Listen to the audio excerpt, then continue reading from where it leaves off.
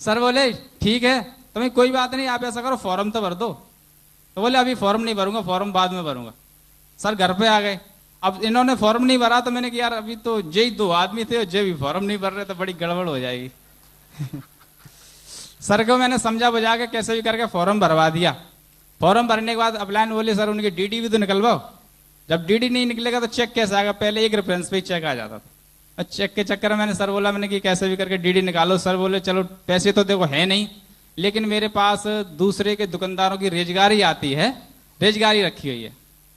तो मैंने सबको समझा बुझा के नहीं है, सर के घर पहुंचे तो सर ने अपनी छोटी छोटी पोल्ट्रियां निकाली। रेजगारियां गिनने में करीब 2 घंटे लग गए, और रेजगारी गिनने के बाद जब हम लोग स्कूटर पे उनकी डिग्गी में रख के ले गए तो बैंक वाले के यहाँ पहुंचे, सर जी डीडी बनेगा। तो बैंक वाला बोला भाई इसकी डीडी तो पूरे हिंदुस्तान में नहीं बनेगी। Thank you.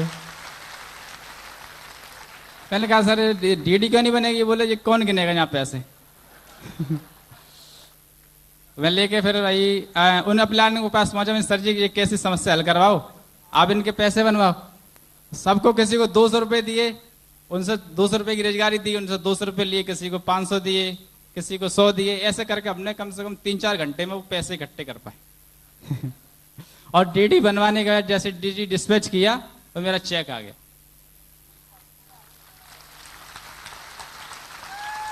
और जब चेक आया तो सबसे पहले फिर एक डीडी मैंने अपने भाई की निकलवाई। मैंने कि जब मेरा कर्जा चुक जाएगा तो भाई का भी चुक जाएगा। मैं भाई के लिए फिर और कर्जा लेके आया थोड़ा सा। मैंने चलो भाई की भी डीडी भेजते हैं, क्योंकि मैंने जब मैं काम करूंगा तो लोग देखेंगे भाई एक भाई कहाँ है, एक भाई कहाँ है। तो मैंने कम से कम साथ लेके चलो, चाहे कैसी भी हो, लेकिन कम से साथ में साथ होना चाहिए भाई भाई का। तो मैंने कर्जा लेके उस भाई की भी ज्वाइनिंग करा दी इसमें। अब मेरे 2 लोग ज्वाइन हो गए, दोनों चेक आ गए। अब मैं सो केवल मीटिंग में जाता और आता, जाता और आता। एक साइड रवि की साइड तो काम चलने लगा, क्योंकि सर तो काम कर रहे थे और मेरी समझ में तो यही आया था कि 2 लोग ज्वाइन कराने। अब एक तरफ तो काम हो गया और दूसरी तरफ काम नहीं, तो चेक नहीं आया। मैंने प्लान को पकड़ा, मैं सर मेरे तो चेक ही नहीं आ रहे। बोले सर चेक क्यों नहीं आएंगे, चेक तो बराबर आएंगे। मैं चेक ही नहीं आ रहे, टीम तो बहुत बड़ी होगी, आप कह रहे तो चेक लगातार आएंगे। तो सर बोले एक तरफ कितने लोग हैं? मैंने कहा रवि की साइड पूरी है। एक तरफ कितने का? आपके भाई। तो बोले चेक कहाँ से आएंगे, जहाँ तो दोनों तरफ काम होगा जब तो चेक आएंगे। तो मैं क्या करना चाहिए? बोले ट्रेनिंग में आओ। मैं ट्रेनिंग में आया, तो मैं ट्रेनिंग में आना शुरू किया, सिस्टम को समझा, और समझने के बाद फिर इसमें फील्ड में उतर के काम किया। तो दोस्तों इतने चेक आए कि मैंने केवल 3 महीने के अंदर अपना पैसा, अपने भाई का पैसा सब चुका दिया, और उसके बाद मेरे पास पैसा बचना स्टार्ट हो गया।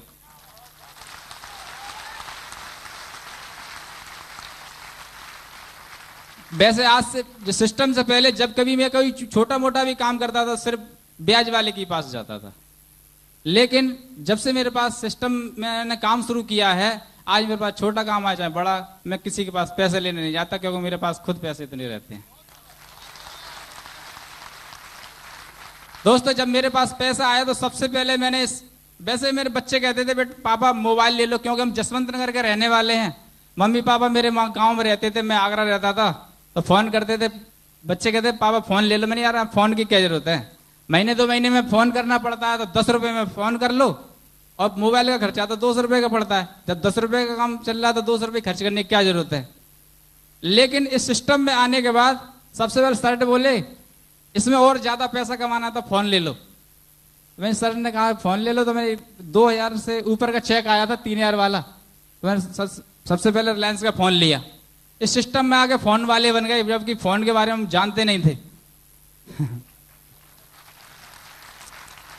फिर उसके बाद कभी मेरी सोच नहीं थी कि हम मोटरसाइकिल भी खरीद सकते हैं, और मैं चलाना भी नहीं जानता हूं आज तक।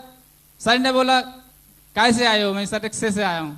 अरे सर इतना पैसा कमा रहे, रिक्शे से आए हो? कैसे आए हो? साइकिल से आए हो। अरे सर साइकिल से आए हो? मैं सर बोल बोल के मैंने ऐसा चलाऊं या ना चलाऊं, मोटरसाइकिल तो खरीद ही लेता।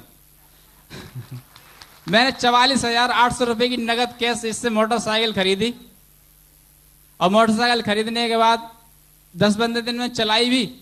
जैसे ही मैंने कहा अब तो सीख गया मैं मोटरसाइकिल, मैं अपनी गली में लेके आया तो सामने एक साइकिल वाला आ गया। अब ना तो मैं भूल गया कि ब्रेक लगाऊं कि रेस दूं। अब रेस भी छूट गई, ब्रेक भी दब गए, गाड़ी वहीं की वहीं गिर गई। मैंने कहा यार ये तो बड़ा काम खराब है, अगर किसी बच्चे से टकरा जाती तो पढ़ाई और हो जाती काम होगा। मैंने कहा कोई बात नहीं, मोटरसाइकिल वाले तो हम ही हैं, हमारे बच्चे चलाएंगे, गाड़ी हमने बच्चों को दे दी, बच्चे स्कूल जाते हैं, पढ़ने जाते हैं। पहले पढ़ाई वढ़ाई भी नहीं होती थी, आज बच्चे अच्छे स्कूल में पढ़ते हैं और बाइक से ट्यूशन जाते हैं पढ़ने। अचानक ही सर, हमारे रवि सर थोड़ा काम से गए थे, उनकी बाइक घर चली गई थी, तो हमारी बाइक को ले गए। मैं दे देता हूं, कोई भी मांग लो। सर बाइक ले गए, बाइक चोरी हो गई। सर बोले बाइक चोरी हो गई, कोई बात नहीं है, दूसरी ले लेंगे। कुछ समय बाद हमने फिर दूसरी खरीद ली। लोग बोले तुम चलाते तो है नहीं, बोले कोई बात नहीं है, आती वाले तो हैं। कुछ समय के बाद क्या हुआ कि हमारे सामने ही एक मकान बिका। वैसे लोग, जब मैं बाइक दूसरी खरीदी, लोग मुझसे कहते थे यार मास्टर ये पता नहीं क्या 2 नंबर का काम करता है, समझ में नहीं आती, टाई वाई लगा के जाता, कोई 2 नंबर का काम करता है। आज भी लोग मुझे 2 नंबर का काम करते हुए बताते, क्योंकि मेरी पकड़ों से आज तक कोई ज्वार ही नहीं है। तो मेरे पास, और मुझे एक बार अभी गोवा की ट्रिप मिली थी, मैं गोवा गया सिस्टम में। कभी मैंने सिर्फ सोचता था कि गोवा होता है, कुछ होता है, लेकिन सिस्टम में जब मैं गोवा गया और वहां से लौटने के बाद मेरे घर में कुछ ऐसी प्रॉब्लम आ गई जिस कारणवश मेरा मन खट्टा हो गया कि यार मैं घर से बाहर गया, इस वजह से मेरे घर में ये प्रॉब्लम आई। अगर मैं शायद घर पे होता तो शायद समय पे इस काम को कर लेता, ये प्रॉब्लम नहीं बनती। मेरे दिमाग में कुछ ऐसी बात आई और उस समय के लिए मैंने सिस्टम से अलग हो गया। मैंने कहा अब यार बच्चे सही तो सब कुछ सही, मैंने कहा पैसे, बच्चे ही नहीं होंगे तो फिर पैसे का क्या होगा। इसलिए मैं सिस्टम से थोड़ा सा दूर हो गया। लेकिन दोस्त सबसे बड़ी मजे की बात ये लगी, अच्छी मजे सिस्टम की, इस कंपनी की, कि मैं काफी समय तक इस सिस्टम में मैंने काम नहीं किया, लेकिन मेरे पास इनकम लगातार आती रही और इतनी इनकम आई कि सामने वाले का मकान बिका तो मैंने कि मैं खरीद लूंगा। दोस्तों 3.5 लाख रुपए का मकान मैंने नगद कैश खरीदा। बोले यार तेरे पास इस तरह पैसा कहां से आया। मैंने कि भाई 2 नंबर का काम बताते ना आप लोग, वही करता हूं। मकान खरीदने के बाद बताया सर, सभी के पास मैं लैपटॉप देखता था, प्लान पे आता था, लोग समझाते थे लैपटॉप से। मैंने कहा ये कंप्यूटर हम रजिस्ट्रेशन तो डालना सीख गए थे, जैसे तैसे वैसे रजिस्ट्रेशन नहीं डाल पाता था। और रजिस्ट्रेशन भी मैं अपनी रवि कुमार जो मेरे टीम में है उनसे ही सीखा देख के। वह किसी पूछने में शर्म लगती थी, क्योंकि इतने पढ़ाई लिखाई तो हम भूल चुके थे इतने दिनों में अपनी। रजिस्ट्रेशन उनसे डालना सीखे, फिर उसके बाद मैंने कहा चलो, और यहाँ पर लैपटॉप देखता था। लैपटॉप देखने के बाद मैंने सोचा यार कम से कम फोटो तो ये बहुत अच्छे लगते हैं। और सर बोले इसमें कितनी भी सीटियां चला दो, लोगों को बिना समझाए समझ में आ जाता है। मुझे तो सबसे बड़ा हथियार है। कितने का आएगा? बोले 30-35 हजार का। मैं चलो इसको देते हैं। मैं यह काम गया बैंक में, मैंने पैसे तो रहते हैं हर समय, पैसे निकाले और जेब में धर के सर से बोला चलो लैपटॉप लेने चलते हैं। बोले तुम चलाना तो जानते नहीं। मैं कोई बात नहीं है, सीख लेंगे। दुकानदार के पास गया, सबसे बढ़िया लैपटॉप कौन सा है? बोले जे लैपटॉप है, जे फलाना, वो तमाम उसने फलानी चीज बता दी। अपने पल्ले तो कोई नहीं पड़ी। मैंने कि एक चीज बता भैया, इसमें आवाज जोर की आना चाहिए।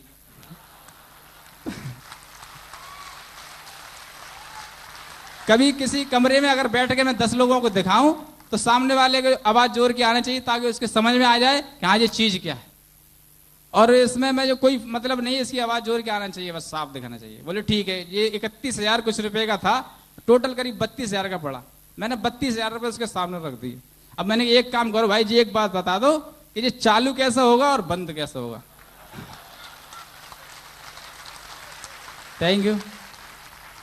बोले मैं ऊपर से नीचे तक देखा, उसने बोला यार तुम टाई वाई बांधे हुए हो और पैसे इतने जेब में रखे घूम रहे हो, लैपटॉप खरीदो, तुम बोले चालू कैसे होगा बंद कैसे होगा, आप चक्कर क्या है?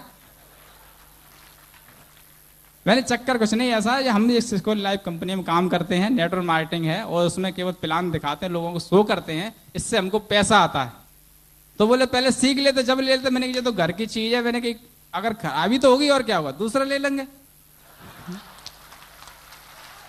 मैं वहां पर सर ने मुझे लैपटॉप दिया, मैं ले आया, फिर घर पर मैंने चालू किया, बंद किया, 1-2 दफे बस, और सीख गया। मेरे आज बच्चे भी लैपटॉप चलाते हैं और मैं भी साथ में लैपटॉप लेके घूमता हूं। इस सिस्टम से मुझे इतना सब कुछ मिला, बहुत कुछ मिला है। लेकिन इस सिस्टम में जो सबसे बड़ी खासियत है, मेन चीज है ट्रेनिंग। और अपलाइन का विश्वास। कभी भी कोई भी अपलाइन अपनी ग्रुप का बुरा नहीं चाहती।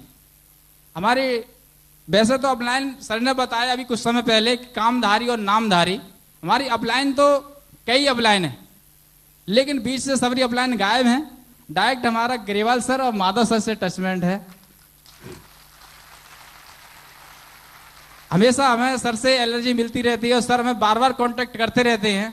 और उसी वजह से ये समझ लो आज मुझे नहीं पता है क्या सिटियों में काम पहुंच गया, वो दो की वजह से। कई शहरों में कई राज्यों में काम चल रहा है, टीम बढ़ती चली जा रही है, पैसा आता चला जा रहा है, पता नहीं चलता कहां से आ जाता है।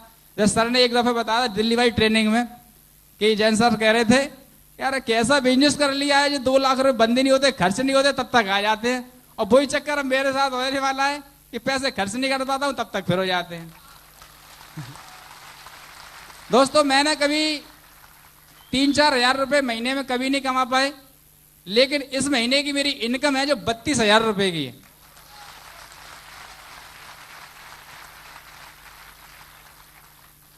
और अभी मैं अपना घर भी तोड़वा के बनवा रहा हूं, जैसे सभी लोग अपना पुराने घर को बनवाते, मैंने भी शुरुआत करा दी है।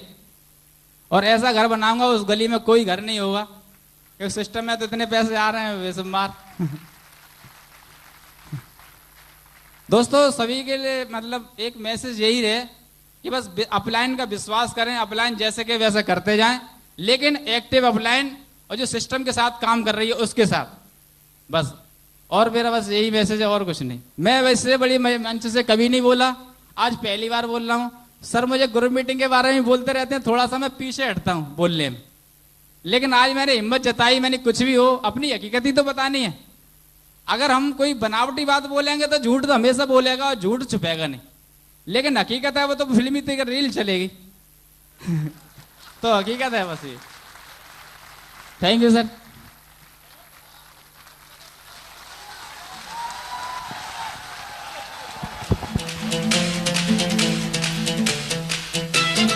Thank you.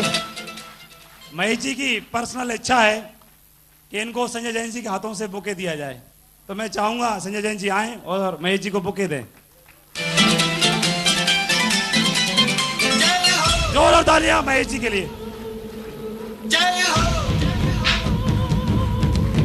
जय हो,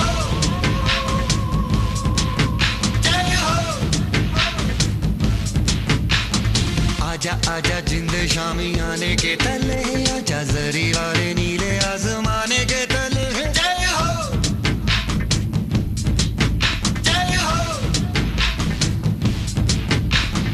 आजा आजा जिंद शामी आने के तले, आजा जरी वाले नीले आसमाने के तले। जय हो। दोस्तों आज महेश चंद जी को सुनकर के मैं तो लगातार सुनते चले जा रहा था, और इनको सुनने के बाद में मुझे ऐसा लगा कि इनके जैसा वक्ता हमारे पूरे सिस्टम में नहीं है। आप बिलीव करते हैं?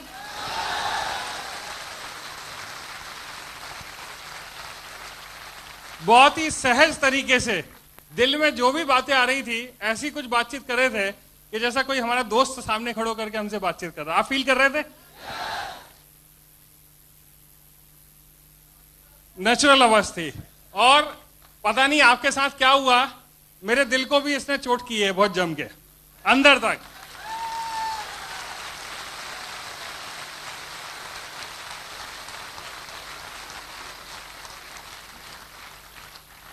क्योंकि देखिए बोलने वाले बहुत होते हैं, बहुत सारी चीजें बोल के चले जाते हैं, लेकिन बोला और उसका किसी को मतलब नहीं निकला और उसका किसी को फायदा नहीं मिला तो बोलना मेरे ख्याल से व्यर्थ है।